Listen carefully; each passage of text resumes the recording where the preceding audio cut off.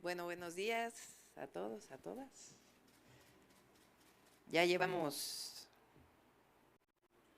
19, 20, bueno, 19 estados y la Ciudad de México en las giras. Aquí Paulina me ayudó a hacer una presentación.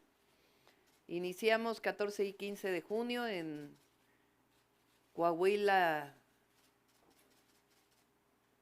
Tamaulipas y Durango. En Coahuila estuvimos con los mineros, las familias de los mineros que perdieron la vida en Pasta de Conchos y en la minera del Pinabete. Después en Nuevo Laredo en las instalaciones de aduanas.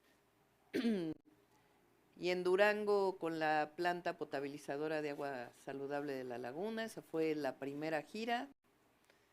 La segunda semana en Veracruz, Minatitlán. Parece que vamos a regresar a Veracruz en otra de las giras. Y Oaxaca, todo el corredor del istmo de Tehuantepec, el interoceánico. También vimos Guardia Nacional y Caminos de Mano de Obra. Adelante. La tercera semana fue Tren Maya, principalmente. Visitamos Campeche, Yucatán y Quintana Roo. La cuarta semana, Baja California, Mexicali y Puerto Peñasco. Bueno, Puerto Peñasco ya está en Sonora. Estuvimos en Mexicali y en Sonora, en Puerto Peñasco y en Guaymas principalmente. Ahí vimos esencialmente el puerto de Guaymas, Plan Sonora. Visitamos a los yaquis, a los seris y también la planta. En general vimos los proyectos de Comisión Federal de Electricidad. Adelante. La quinta semana, trenes, Ciudad de México, Coajimalpa con el Insurgentes, Estado de México con el trolebús Chalco Santa Marta y el tren suburbano que va hasta el AIFA. En Hidalgo, en Tula de Allende, más bien el río Tula y lo que se está haciendo para evitar inundaciones, y el Hospital General, Sembrando Vida, Educación y Deporte, Puebla y Tlaxcala. Adelante. Semana 6, Zacatecas. Ahora estuvimos en Zacatecas, ahí tuvimos la evaluación del sector agropecuario. En Aguascalientes, Internet para Todos y CONACYT. En San Luis Potosí, TEMEC y la economía nacional. Guanajuato, bancos y financiera, bancos del bienestar y financiera para el bienestar. Y después, el día de ayer también en Querétaro, el programa de adulto mayor y personas con discapacidad. Y como lo digo en los eventos, es una gira histórica, porque la evaluación se hace frente al pueblo de México. No es que tengamos una reunión privada donde se hace la evaluación y aparte tengamos el evento público, sino en el evento público se hace la evaluación, por ejemplo, en San Luis Potosí, del tratado comercial con Estados Unidos y Canadá, de la relación del comercio México-China, lo hizo el secretario de Hacienda, la secretaria de Economía. Es decir, es una transición frente al pueblo de México, visitando cada una de las entidades de la República. Aprovechamos también en el camino para hablar de los distintos temas con el presidente. Entonces, realmente ha sido algo extraordinario, único. El amor que le tiene el pueblo de México, además, al presidente López Obrador es algo extraordinario. Lo dije en Guanajuato, el doctor Mora. Yo recuerdo que en el 2006 inició esta consigna de "es un honor estar con Obrador". Se cierra el ciclo del presidente después de 6 años de la presidencia, y yo creo que no hay ningún presidente en la historia de México que haya salido con tanta fuerza de su sexenio. El grito sigue siendo "es un honor estar con Obrador", y el cariño es enorme. Entonces es realmente pues muy emocionante este proceso y ya nos va a tocar pues a partir del 1 de octubre el, la entrada al gobierno. Les platico también que ya estamos trabajando sobre el día 1. Vamos a ir al Congreso, a la banda presidencial. Después vamos a recibir a los mandatarios de todo el mundo en Palacio Nacional y después vamos a tener un meeting afuera de Palacio para informar de nuestro programa, de nuestro proyecto para los siguientes 6 años. Ya estamos también trabajando en ello y pues es muy importante el trabajo que estamos haciendo. Además, pues como ustedes saben, me estoy reuniendo con todo el equipo, ya está el gabinete, estamos trabajando sobre el Plan Nacional de Desarrollo 2024-2030, estamos trabajando el plan hídrico, el plan económico, el plan de programas sociales, de programas de bienestar. Ayer anuncié que son 3 programas nuevos, 2 que ya habíamos hablado de ellos.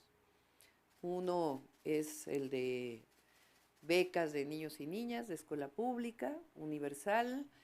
Iniciamos en 2025 con los adolescentes de secundaria. El otro es de mujeres de 60 a 64 años, también universal.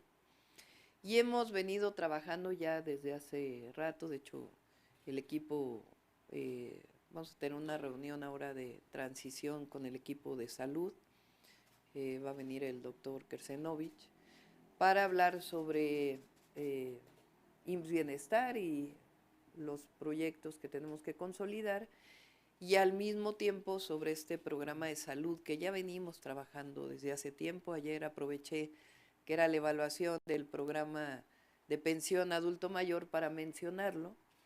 El objetivo es que enfermeros, enfermeras, médicos, médicas y los promotores, los servidores de la nación visiten a los 12 millones de adultos mayores en sus domicilios. Vamos a iniciar de octubre a diciembre con lo que se llama un tamizaje, es decir, una consulta a los adultos mayores, hombres y mujeres, de su situación de salud, qué medicamentos usan, cada cuánto van al médico. Vamos a hacer un cuestionario diseñado por los médicos especialistas, además de conocer en qué destinan la mayor parte de la pensión, cuáles son, a qué lo destinan. Y en enero pues ya iniciar con el trabajo de las visitas domiciliarias. Probablemente tengamos que incorporar al equipo, lo vamos a ver ya con, en su momento, el IMSS Bienestar, el IMSS con el ISSSTE, para si necesitamos contratar más médicos, enfermeros, enfermeras, para que hagan este trabajo, o con el mismo equipo que ya se tiene, para que por lo menos tengan una visita al mes los adultos mayores, de revisión de su situación de salud, y que puedan platicar y hablar de todo ello, y que tengan los medicamentos gratuitos, sea en este programa que anuncié en campaña de farmacias para el bienestar, o en los centros de salud, o incluso en los adultos mayores que están postrados, que no se pueden mover, que llegue el medicamento a su domicilio. Ya lo vamos a platicar, lo estamos trabajando. Importante que nos ayuden a difundirlo, y ya cuando entremos el 1 de octubre, pues ya lo vamos a mencionar cada día del 1 de octubre a diciembre, por lo menos. Tenemos ya un trabajo importante de avance de lo que vamos a mencionar cada día. Vamos a seguir visitando los estados de la República de viernes a domingo, en algunos casos hasta para ya informar cómo se va a desarrollar los trabajos del tren, tanto en el sureste, del tren de carga, como el tren que va a Dos Bocas, por ejemplo, y el tren que va a Puerto Progreso, en el caso de Yucatán, como los trenes que van hacia el norte del país. Es decir, a partir del 1 de octubre no es que vayamos a sentarnos a trabajar, sino que ya inicia todo el trabajo, tanto de programas sociales como de obras públicas para informar a la población. Entonces, como ven, pues tenemos bastante trabajo y pues mucho entusiasmo, y ya con el gabinete completo, ya estamos definiendo las reuniones con el gabinete completo para que entre todos podamos diseñar este programa, este proyecto. Entonces, pues es lo que les queríamos informar el día de hoy. Iniciamos sesión de preguntas y respuestas con Sandra Aguilar de AE Informativo. Doctora, buenos días, buen inicio de semana para todos.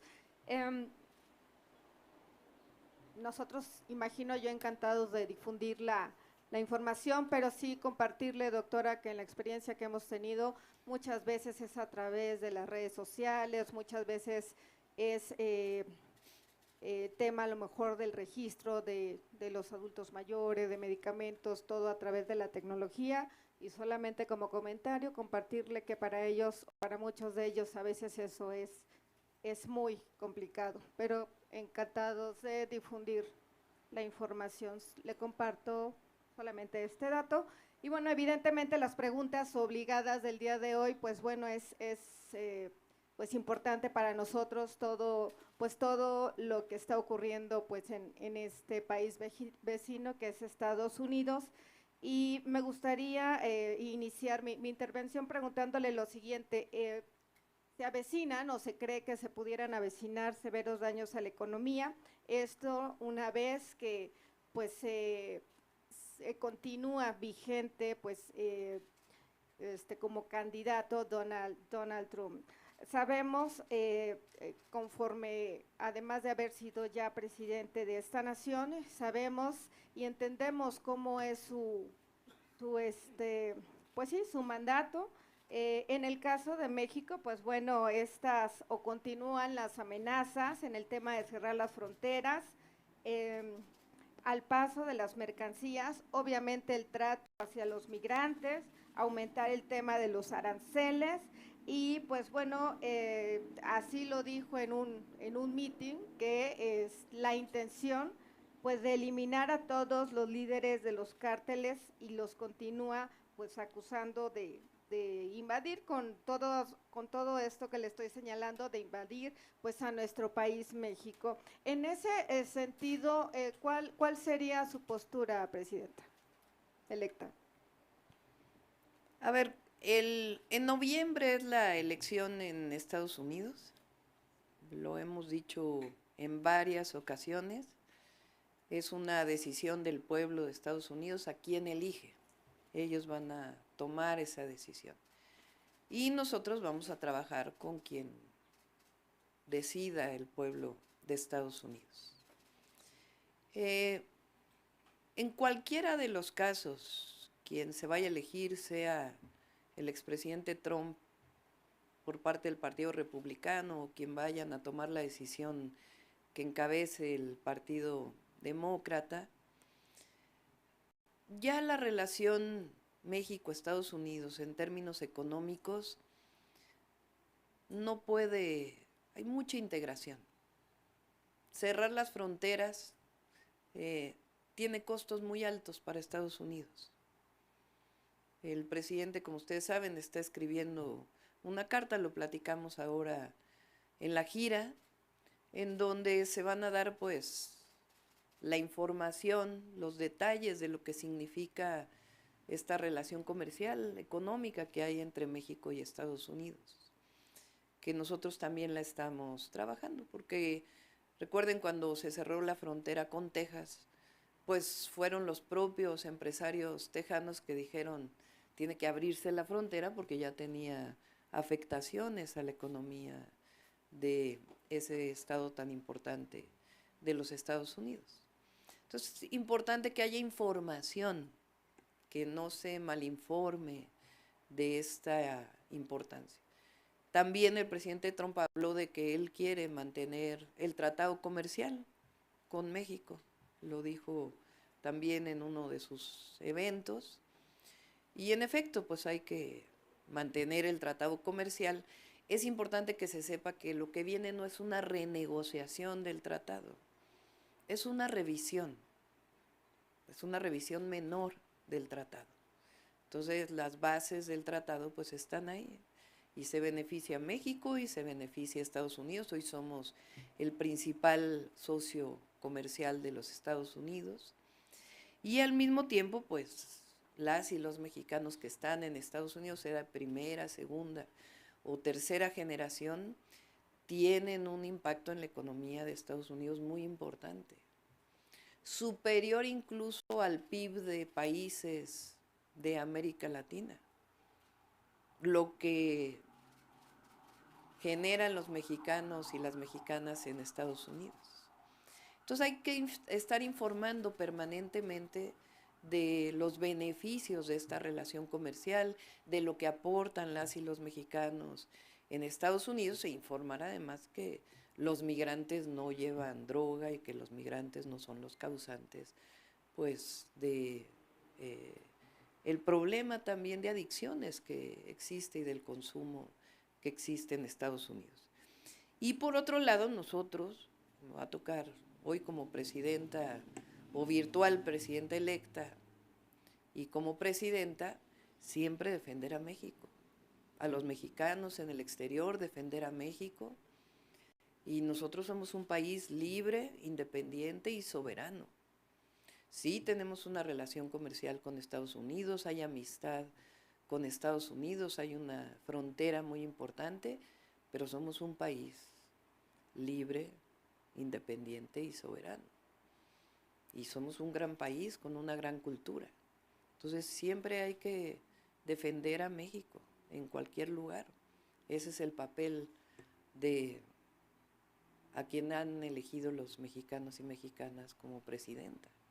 Entonces lo vamos a representar bien y usar la diplomacia, usar la información, pero también defender a México, siempre. Ok, y finalmente, ante la posible selección o elección de estas mujeres, precisamente en este proceso que se avecina en el mes de noviembre en Estados Unidos, tanto Kamala Harris como Michelle Obama, ¿usted pudiera decir o cómo se siente con respecto a que pudiera ser parte pues de lo que ocurrió aquí en México? Fue histórico lo que ocurrió, es usted la mujer, la primera mujer virtual electa pues para gobernar una nación. ¿Pudiera decirse que este efecto Claudia Sheinbaum ocurriría, por qué no, en Estados Unidos? Ya dependerá del pueblo de Estados Unidos. La primera mujer que compitió para la presidencia fue Hillary Clinton, y ahora pues hay la posibilidad de que otra mujer compita por el Partido Demócrata. Pues por supuesto que como mujeres nos da gusto que participen las mujeres, pero tendrá que decidir el pueblo de Estados Unidos a quién elige como presidente y nosotros llevarnos bien. Y además el presidente Biden ha tenido una buena relación con México y va a ser presidente hasta enero del 2025. Entonces nosotros, más allá de a quién se elija, pues la relación siempre es de presidente a presidente, de presidenta a presidente. Entonces hasta el último día de la presidencia del presidente Biden, pues vamos a tener una relación con el presidente de Estados Unidos. Le agradezco, buen día. Ya le tocará al pueblo de Estados Unidos decidirlo. No, yo creo que es responsable de nuestra parte, y además así lo establece la Constitución, la autodeterminación de los pueblos. Entonces, más allá de una opinión personal o no, yo creo que, y particularmente en una relación tan importante como Estados Unidos, hay que tener respeto por quien decide el pueblo de Estados Unidos y siempre defendiendo a México y no permitiendo pues que se utilice a México como parte, como el elemento central de la campaña, ¿no? Siguiente pregunta.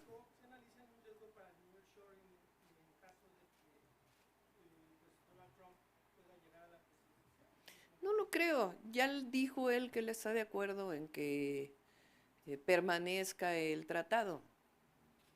Entonces, va a haber una buena relación, yo estoy convencida de ello, entre otras cosas porque en este periodo, por el tratado, por otras razones y también porque la economía de México está bien, nos convertimos en el primer socio comercial de los Estados Unidos. Siguiente pregunta de Carlos Navarro de El Heraldo. A ver, espérame, es que es sobre el mismo tema.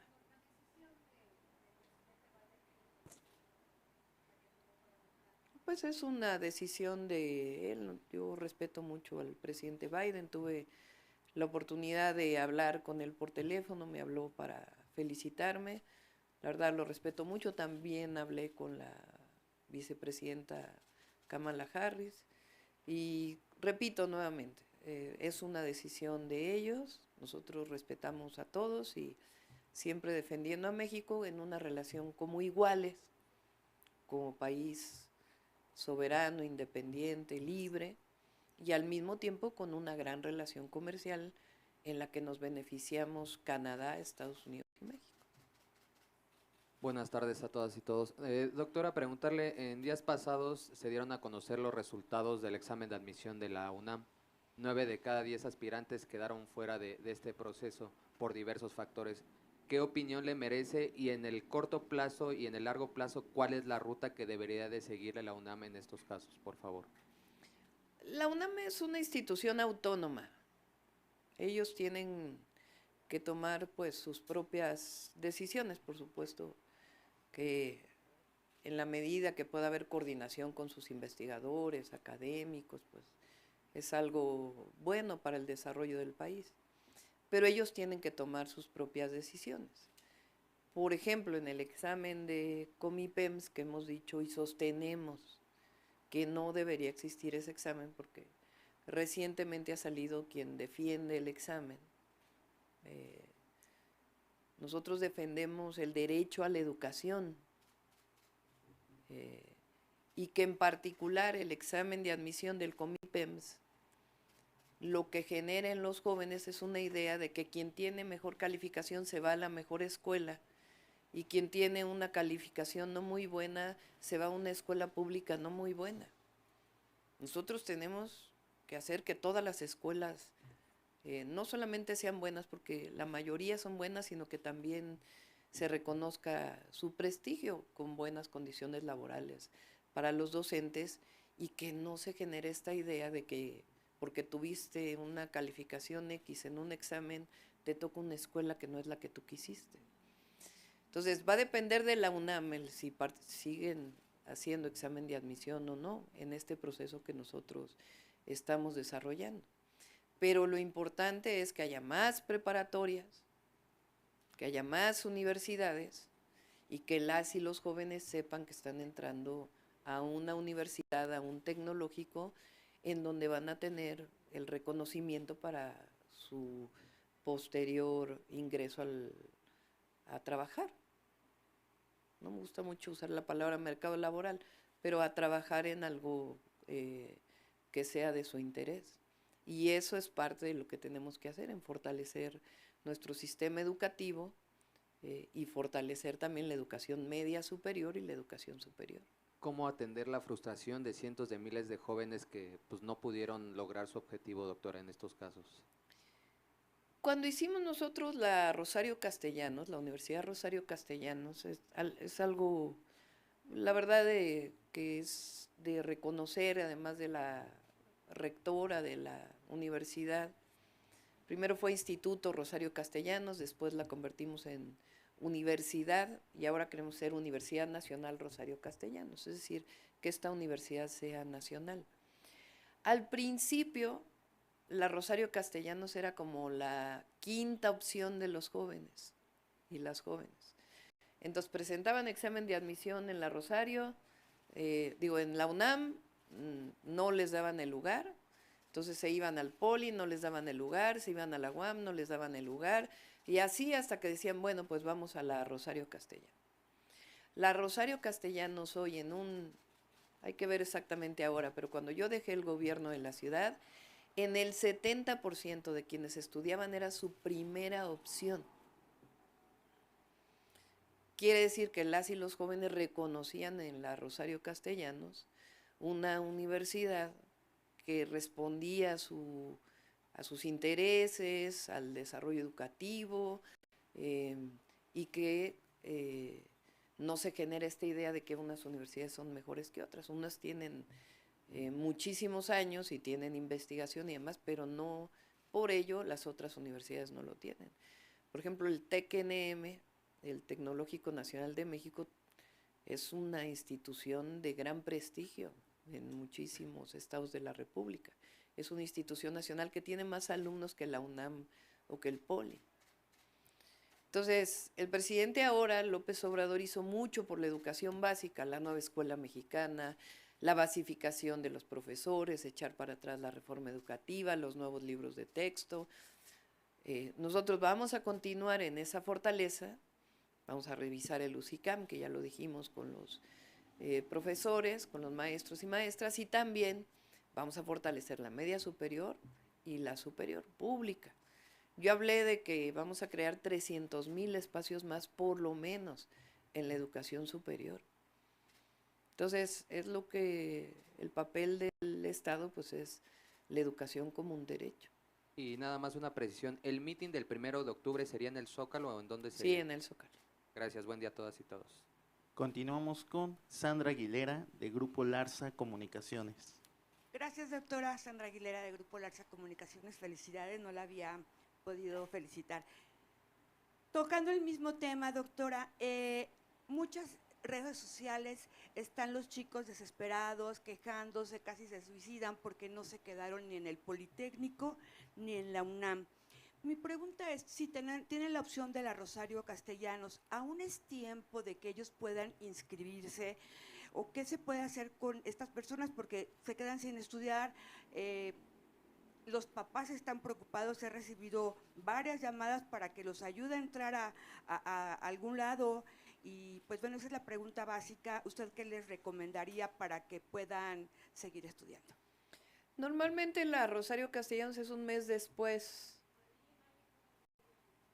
¿Y no tienen un segundo? Entonces, abril y mayo es el proceso de inscripción. En la Rosario Castellanos no hay examen de admisión, hay un propedéutico. Y las y los estudiantes pueden llevar el propedéutico tantas veces lo quieran hacer hasta que puedan pasar el propedéutico.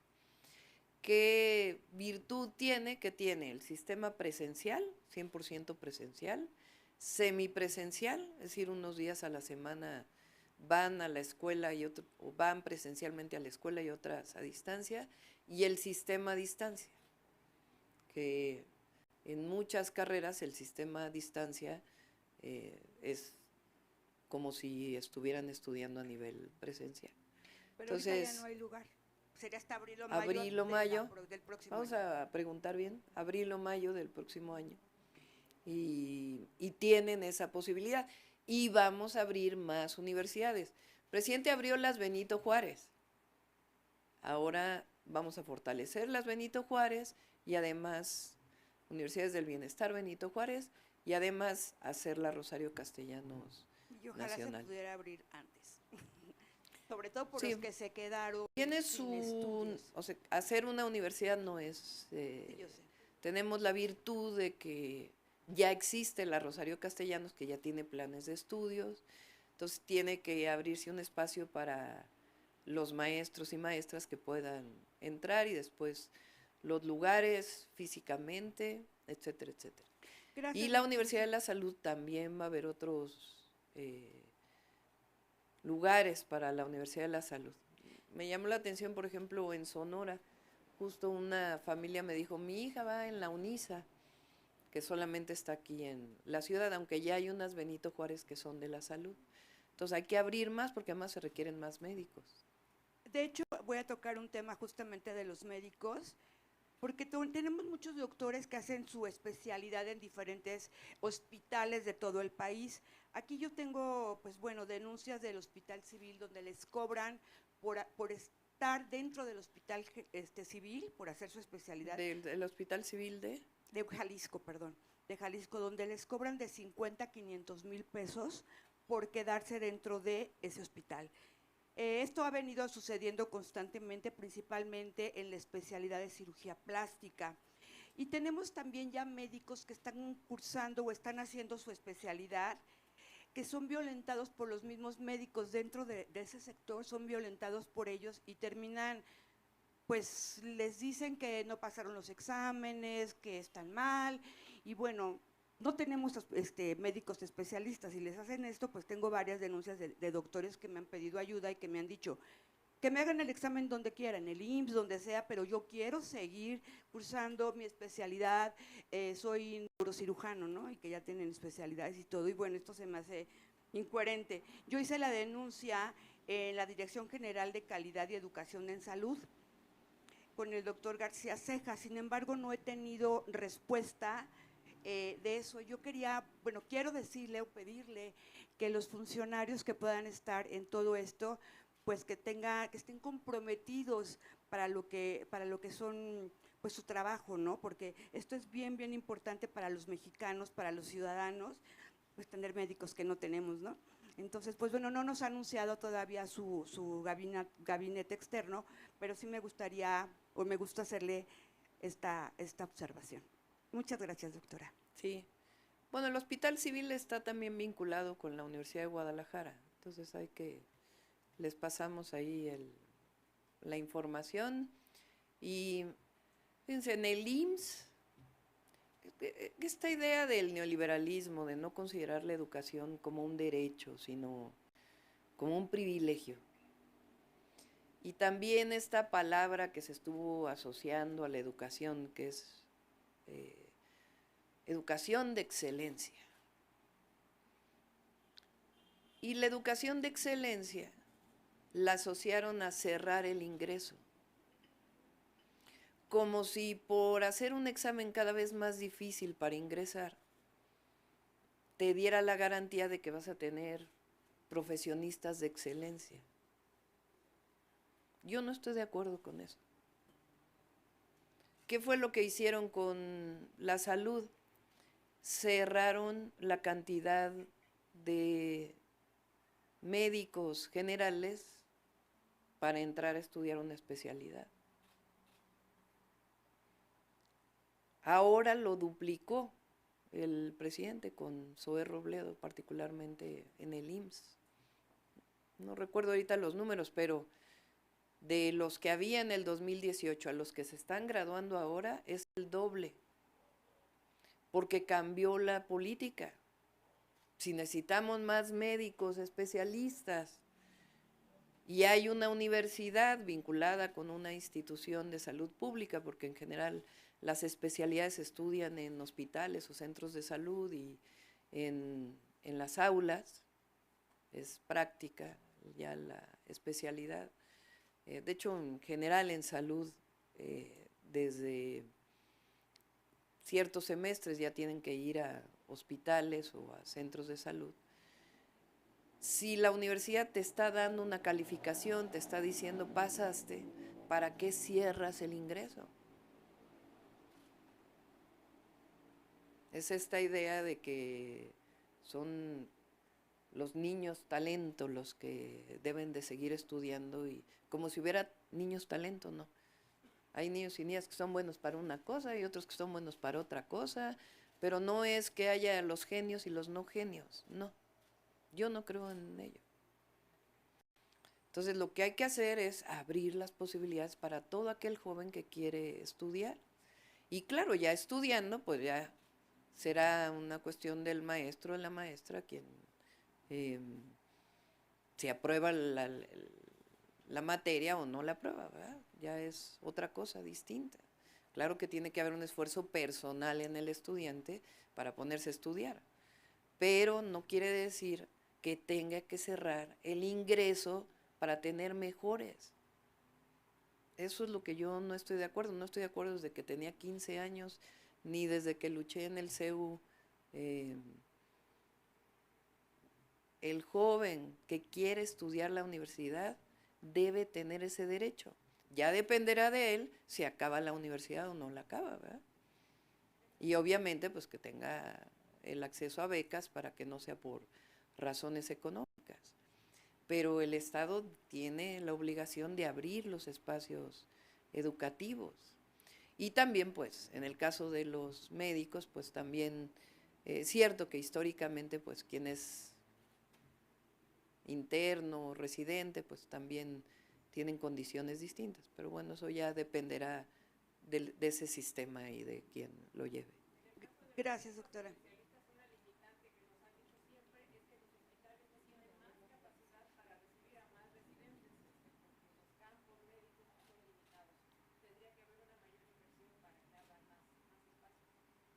Pero miren ahora con el presidente lo que están viendo. O sea, no hay suficientes médicos especialistas. Tan es así que hubo un convenio con Cuba para que médicos especialistas de allá puedan venir aquí a apoyar, porque no hay suficientes y de ciertas especialidades. Entonces, esta idea de que no hay lugares, bueno, sí hay lugares, el tema es que no hay suficientes médicos especialistas.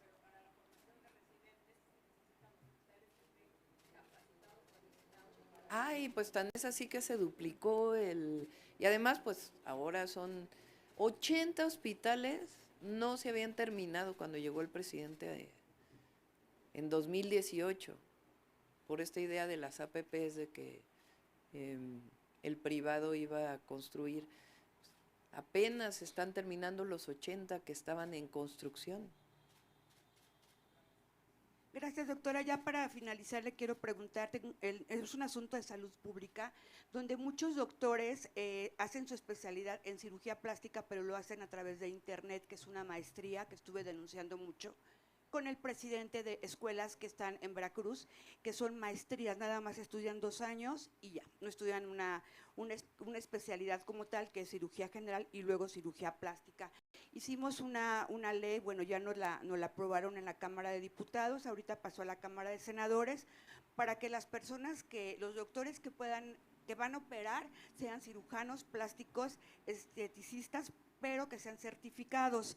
Esto ya esperemos que salga pronto, porque han matado a mucha gente. De hecho, a usted le tocó en la Ciudad de México el doctor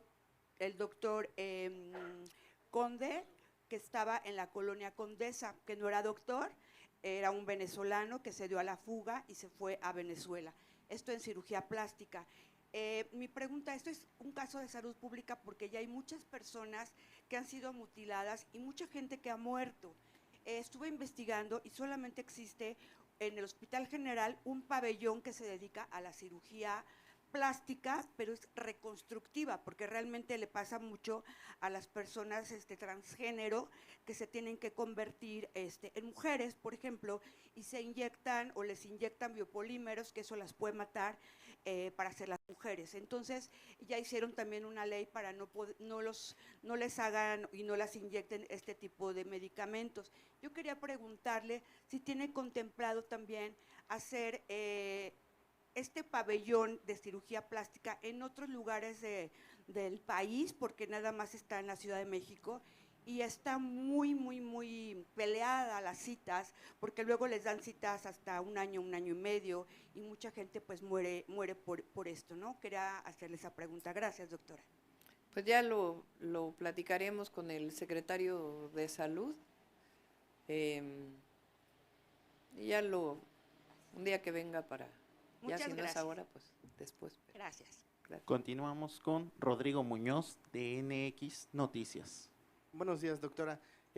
2 temas quisiera abordar. El primero, nos platicaba sobre el programa que presentaron ayer para adultos mayores. No sé si tenga por ahí el dato de cuál sería el presupuesto para este programa y también cuántos hogares piensan visitar en estos meses que me dijo, bueno, que comentó de octubre a diciembre.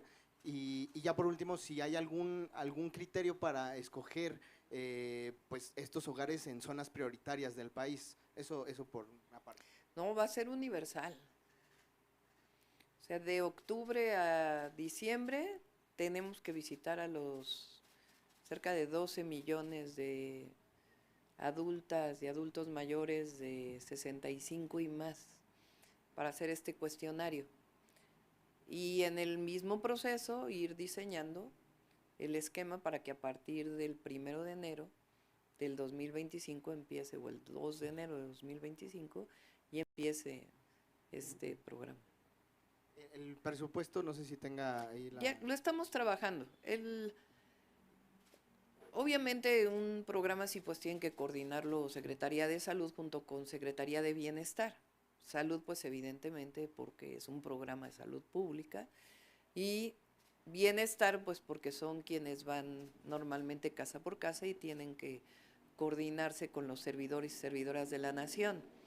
Por cierto, aprovecho para felicitar a los servidores y servidoras. Ayer en Querétaro ya no lo hice, pero realmente es increíble la labor que hacen, porque están en campo. Ahora ellos estuvieron pues en este apoyo que se dio a Acapulco, viviendo ahí en campamentos, apoyando, y realmente son compañeros y compañeras de primera.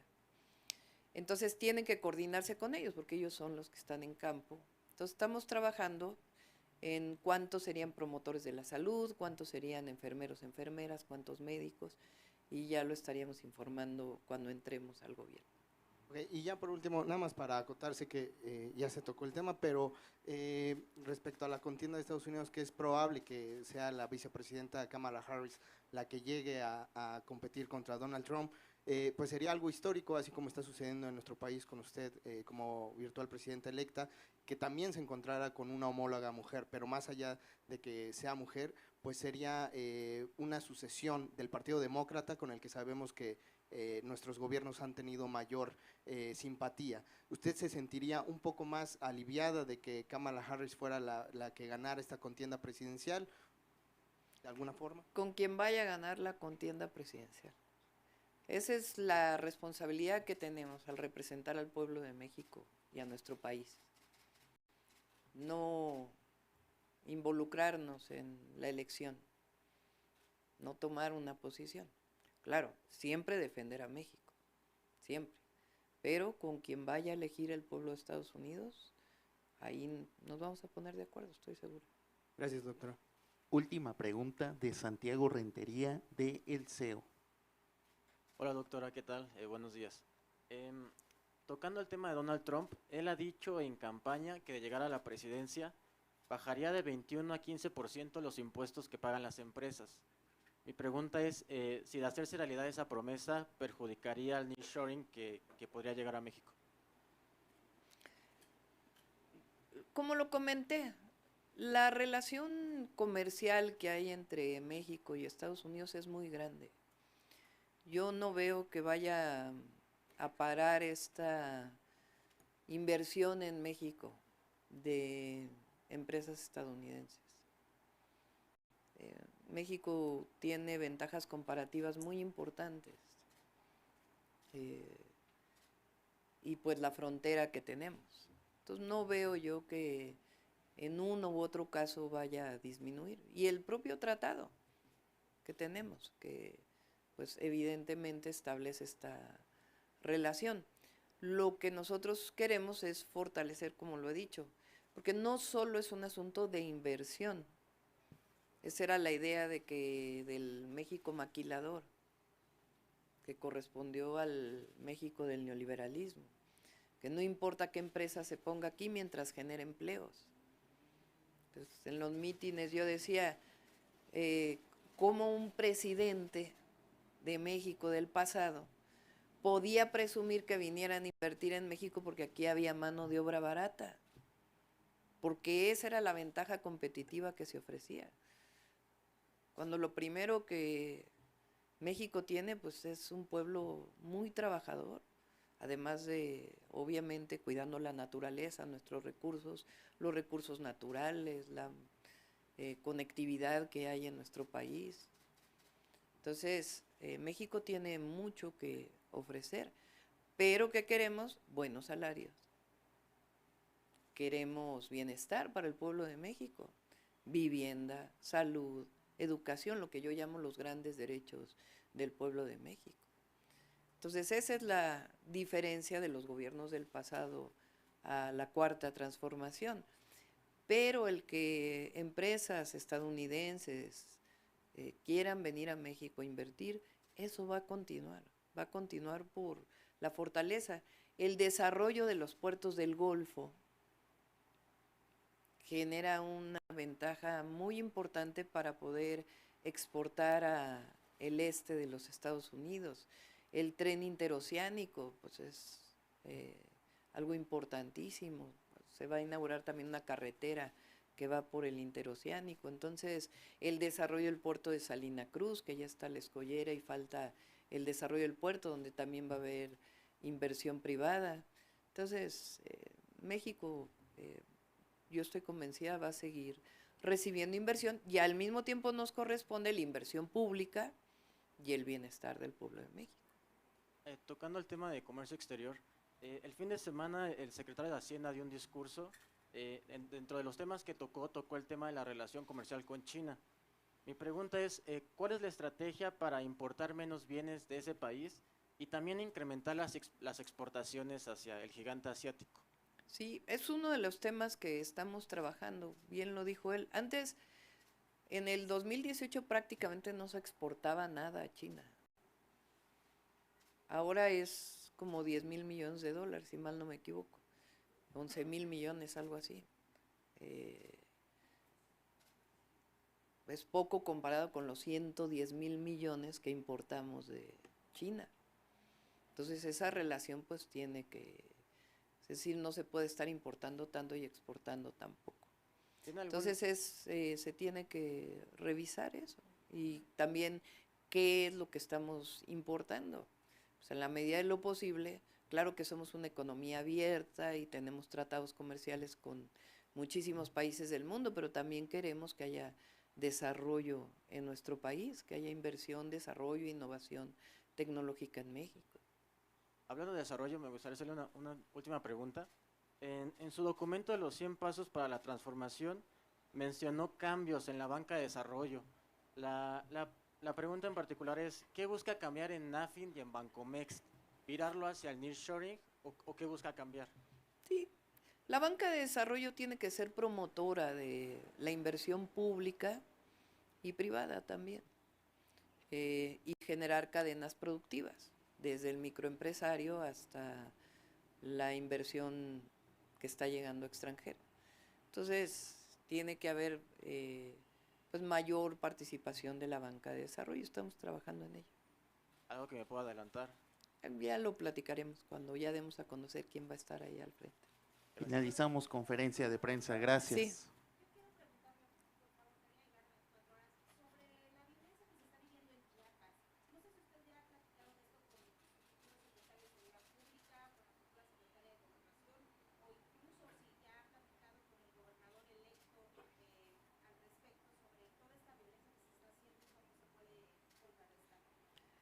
Lo hemos platicado y estamos trabajando para no adelantarnos. Ya pronto les informamos pues de la estrategia de seguridad que tiene que ver con lo que hemos planteado, atención a las causas, más y mejor Guardia Nacional, inteligencia y investigación, y aprovecho también, por cierto, inteligencia y investigación y coordinación de las distintas áreas, y también regionalizado o en los distintos estados. Y aprovecho también para dar mi pésame a la familia del responsable de inteligencia de la Secretaría de Seguridad Ciudadana, que fue asesinado el día de ayer. Entonces, mi solidaridad con la familia y espero que muy pronto encuentren a los responsables. Ya lo platicaremos.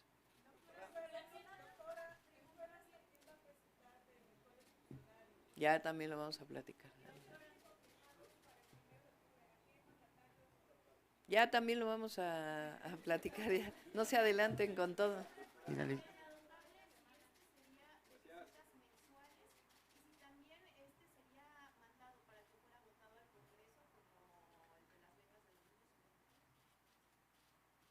Vamos a trabajarlo primero antes de enviarlo como iniciativa a la Constitución. Ya está en la Constitución, el cuarto constitucional, que la salud es un derecho, incluidos los medicamentos gratuitos, y se fortalece con la iniciativa que envía el presidente. Vamos a evaluar si también requeriría una reforma constitucional o sencillamente en las leyes secundarias. Yo le quiero preguntar sobre los trenes que anunció ayer, un asunto muy importante. Mire, en Sonora y obviamente también Ciudad Juárez y en Nuevo Laredo, pues tenemos muchos años con esa expectativa. En el caso particular del tren del Pacífico, bueno, a mí me tocó viajar en él desde Hermosillo hasta la Ciudad de México y obviamente pues marcaba una enorme diferencia. Como usted lo dijo, el neoliberalismo desmanteló el sistema del tren de pasajeros, dejaron el de carga, lo malbarataron, creo que $6 millones le cobraron a la compañía que los compró. Y en este caso, bueno, naturalmente que hay gran expectación en mi estado, sí, porque usted dijo que va a llegar a Nogales. Esto implicaría que pase por Benjamín Gil, que incluso hay una bifurcación hacia Mexicali, pase por Hermosillo, por Guaymas y Empalme, Ciudad Obregón, Navojoa y a Sinaloa, la tierra acá de Carlos. Entonces, si nos puede dar detalles, precisar, o no sé si nos va a hacer una presentación especial sobre el particular, porque sí que evidentemente nos ha generado pues un gran regocijo esto que usted... Sí, lo vamos a presentar. Ya está trabajando Jesús Esteva en el proyecto. El presidente López Obrador autorizó para que lo empecemos a trabajar también con los ingenieros militares. Va a ser combinado, van a participar ingenieros militares y empresas privadas en la construcción, como se está haciendo en el Tren Maya.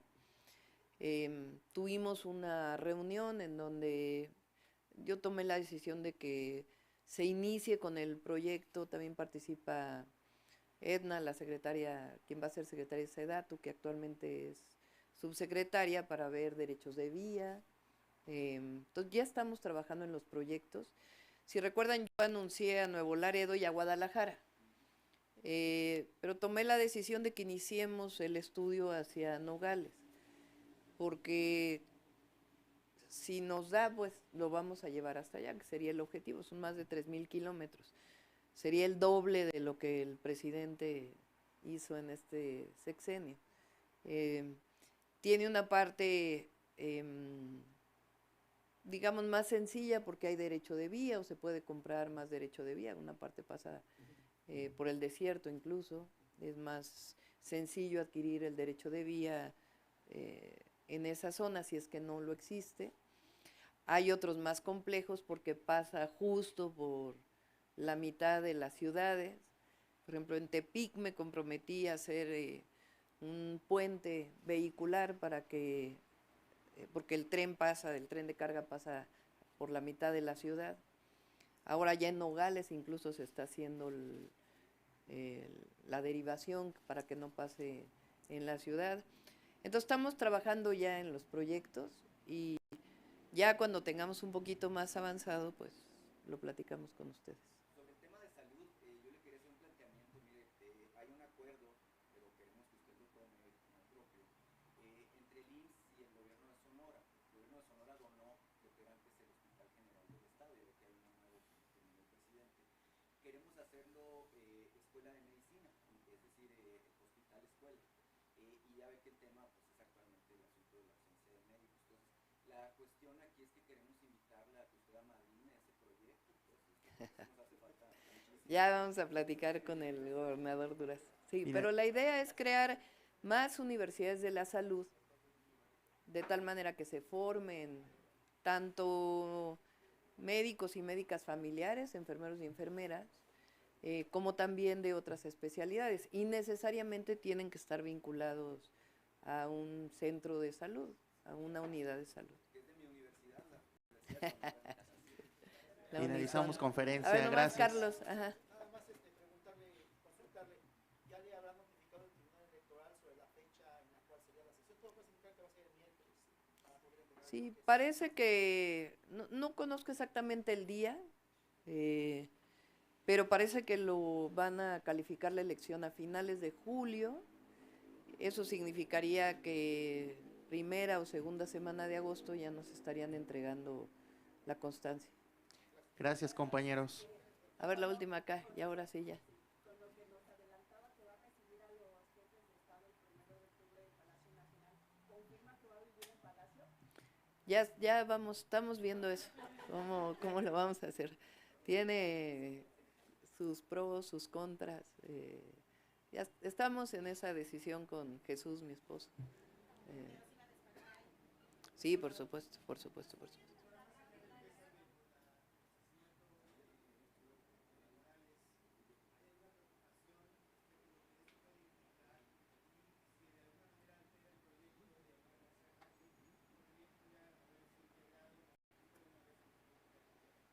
Tiene que hacerse la investigación. Omar va a ser el secretario de Seguridad y en este momento corresponde, entiendo que hay una colaboración entre la Fiscalía General de Justicia de la Ciudad de México, la Secretaría de Seguridad Ciudadana y la Fiscalía del Estado de México, porque él fue asesinado en Coacalco, Estado de México. Gracias, Gracias a compañeros. todos, ahora sí, gracias.